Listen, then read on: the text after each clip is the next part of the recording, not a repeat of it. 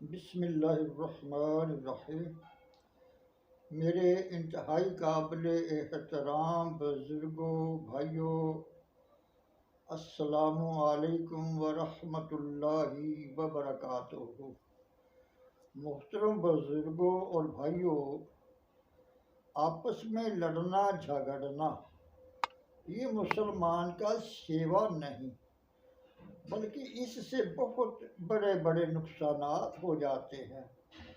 جیسا کہ محمد بن اسماعیل بخاری رحمۃ اللہ تعالی علیہ اپنے مجموعہ احادیث الموسوم صحیح بخاری میں نقل کرتے ہیں، سیدنا عبادہ بن صامت رضی اللہ تعالی عنہ فرماتے ہیں، مکی مدنی آقا صلی اللہ علیہ وسلم باہر تشریف لائے تاکہ ہمیں شب قدر بتائیں کہ کس رات میں ہے۔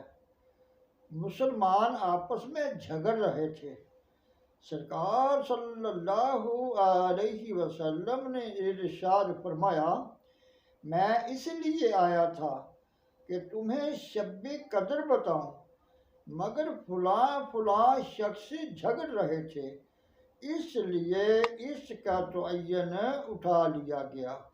پیارے پیارے اسلامی بھائیوں، حدیث مبارک سے ہمارے لیے زبردست درس عبرت ہے کہ ہمارے پیارے آقا صلی اللہ علیہ وسلم شب قدر کی نشاندہی فرمانے ہی والے تھے کہ دو مسلمانوں کا باہم لڑنا مانع ہو گیا اور ہمیشہ ہمیشہ کے لیے شب قدر کو مخفی کر دیا گیا۔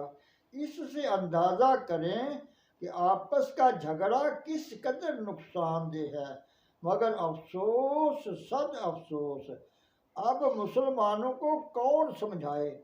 آج تو مسلمان بڑے فخر سے کہتے سنائی دے رہے ہیں کہ میاں اس دنیا میں شریف رہ کر گزارا ہی نہیں، ہم تو شریفوں کے ساتھ شریف اور بدماش کے ساتھ بدماش ہیں، اور صرف کہنے پر ہی اکتفا تھوڑی ہے۔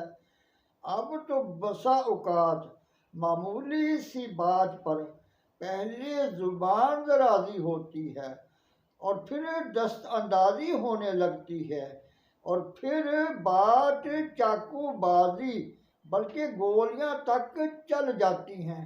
افسوس صد افسوس، مسلمان آج مسلمان ہونے کے باوجود کبھی پٹھان بن کر اور کبھی پنجابی کہلا کر اور کبھی مہاجر ہو کر اور کبھی سندھی اور بلوچ قومیت کا نعرہ لگا کر ایک دوسرے کا گلا کاٹ رہا ہے، ایک دوسرے کی املاک و اموال کو آگ لگا رہا ہے، آپس میں ایک دوسرے کے خلاف صرف نسلی اور لسانی فرق کی بنا پر محاذ آرائی ہو رہی ہے۔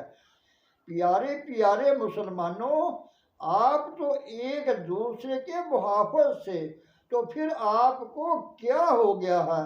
ہمارے پیارے آقا صلی اللہ علیہ وسلم کا فرمانے عالی شان تو یہ ہے کہ مومنوں کی مثال ایک جسم کی طرح ہے کہ اگر ایک عضو کو تکلیف پہنچے تو سارا جسم اس تکلیف کو محسوس کرتا ہے۔